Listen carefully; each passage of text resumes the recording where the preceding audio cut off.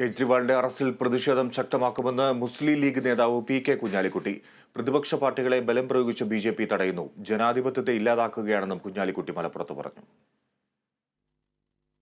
പ്രതിപക്ഷ കക്ഷികളെ ബലം പ്രയോഗിച്ച് പിടിച്ചു നിർത്തുക, അതുതന്നെ ഈ ലോകത്തൊക്കെ ഇതിനെ നേരിടാൻ ഒരു വഴിയേ ഉള്ളൂ. ജനാധിപത്യത്തിൽ ജനങ്ങളുടെ സമ്മതിദാന അവകാശം.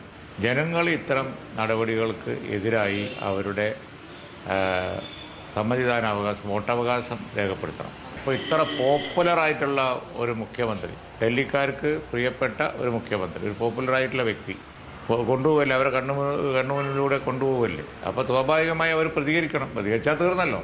പിന്നെ പ്രതികരിച്ചു കഴിഞ്ഞാൽ ഇത്തരം നടപടികൾക്ക് ഇന്ത്യ ഗവൺമെൻറ്റിൽ ഭരിക്കുന്ന കക്ഷി അവിടെ ഉണ്ടാവില്ല.